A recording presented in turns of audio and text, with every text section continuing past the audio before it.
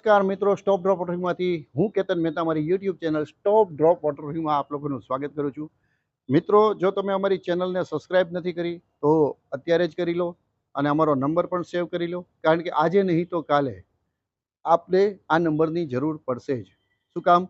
તો છત જે છે એ લીકેજ થવું એ નેચરલ પ્રોસેસ છે. ભૂગોળશાસ્ત્રના હિસાબે જમીનની અંદર જે ફેરફાર થતા હોય છે, વાતાવરણની અંદર જે ફેરફાર થતા હોય છે, તેમજ વર્ષા ઋતુથી માંડી અને દરેક ઋતુની અસર જે આપણા સ્લેબ એરિયા તેમજ કોન્ક્રીટને થતી હોય છે, એના હિસાબે વાતળ છે કે લીકેજ થતા જ હોય છે. તો આ લીકેજના કારણે આપણા દિવાલોને, આપણા ઘરને, આપણા ઘરના સ્લેબને નુકસાન થતું જ હોય છે. તો આવી પણ કોઈ પણ સમસ્યા થાય છે તો એ સમયે આપને મારો નંબર કામ લાગશે. તો આપના જે મોબાઈલ મેમરી છે એની અંદર આ નંબર સેવ કરી લેજો. તેમજ અમારી યુટ્યુબ ચેનલ તેમજ અમારું ફેસબુક પેજ અને લાઇક કરજો, ફોલો કરજો.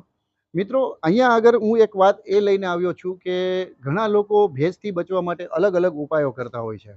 જેમ કે અગર દિવાલમાં ભેજ આવે છે તો લાદી ફિટ કરાવી, તેમજ અગાસી ઉપર લાદી ફિટ કરાવી, સ્લેબ એરિયામાં ચાઇના મોઝેક કે લાદી ફિટ કરાવી.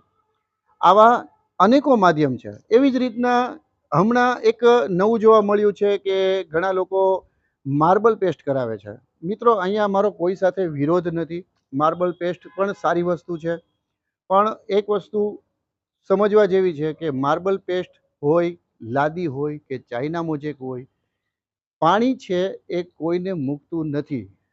પર્ટિક્યુલર જ્યાંથી પાણી એન્ટર થાય છે એ જગ્યાને જ્યાં સુધી ગોતી અને બંધ કરવામાં ન આવે, વોટરપ્રૂફ કરવામાં ન આવે, ત્યાં સુધી તમારી કોઈ પણ જાતની જે જહેમત ઉઠાવો છો એ નકામી છે. કારણ કે પાણીનો ફ્લો અંદર ઉતરી અને અંદરથી જે પ્રેશર આપશે એના હિસાબે લાદી ઉખડી જશે. માર્બલ પેસ્ટ હશે તો માર્બલ પેસ્ટ પણ ઉખડી જશે. આપની સ્ક્રીનની સામે આ દ્રશ્યો આવી જ રહ્યા છે. જો આ મકાનની અંદર આમણે માર્બલ પેસ્ટ કરાવ્યું છે. માર્બલ પેસ્ટ કરાવી અને ઝાઝા સમય નથી થયો, અને જે ભેજ છત ઉપરથી સ્લેબ એરિયામાંથી જે ભેજ આવ્યો છે એના હિસાબે જો કઈ રીતના જે માર્બલ પેસ્ટ છે એ બહાર નીકળી ગઈ છે અને ટોટલી જે દિવાલનો લુક છે એ ખરાબ લાગી રહ્યો છે. એવી જ રીતના જે દિવાલ છે એ દિવાલની અંદર પણ ભેજના કારણે જો માર્બલ પેસ્ટની અત્યારે શું હાલત થઈ ચૂકી છે. એવી જ રીતના જો આપ લાદી ફિટ કરાવો છો તો લાદીની અંદર જે સિમેન્ટનો માલ છે એને ખોખલો બનાવી દેશે, અને ગમે ત્યારે કોઈ પણ વ્યક્તિ, નાનું બાળક હોય કે મોટું હોય, નીચે બેઠા હશો તો ગમે ત્યારે લાદી માથે પડવાની પણ સમસ્યાઓ થઈ શકે છે.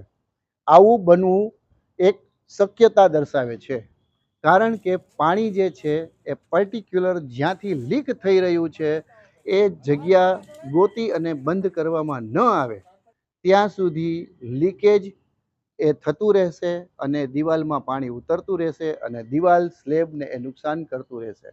તો વોટરપ્રૂફિંગ શું કામ આવશ્યક છે એ માટે મારો કોઈ લાદીના માટે વિરોધ નથી, મારો ચાઇના મોઝેકનો વિરોધ નથી, મારો માર્બલ પેટ સામે પણ વિરોધ નથી, કે કોઈ અન્ય વસ્તુ આવતી હોય એની સામે પણ વિરોધ નથી. મારું કહેવાનું એટલું જ છે કે જે સોર્સિસ પાણી લીક થવાના છે એ જ્યાં સુધી સ્ટોપ નહીં થાય ત્યાં સુધી ડ્રોપ છે એ સ્ટોપ નહીં બને. એટલા માટે સ્ટોપ ડ્રોપ વોટરપ્રૂફિંગ આપને એ સજેસ્ટ કરે છે કે જે છત છે એનો પહેલાં સર્વે કરાવો.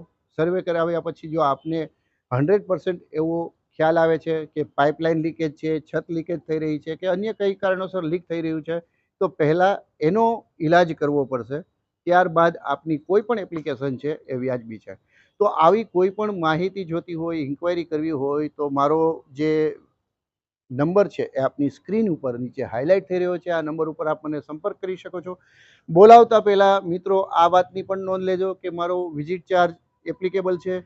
નીચે મારો વિઝિટ ચાર્જ પણ હાઇલાઇટ થઈ રહ્યો છે. આ વિઝિટ ચાર્જ આપને ગૂગલ પેના માધ્યમથી એડવાન્સમાં ચૂકવવાનો રહેશે. આ એડવાન્સમાં જે ચાર્જ ચૂકવ્યા પછી આપને ડેટ અને સમય આપવામાં આવશે કે આ તારીખે અમે આપની સાઇટનો સર્વે કરીશું, ત્યારબાદ જ અમે ત્યાંની વિઝિટ કરીશું. મિત્રો, આવી કોઈ પણ સમસ્યા છે તો પહેલાં જાણકારી મેળવો, સજાગ બનો, જાગતા રહો. મહાદેવ હર.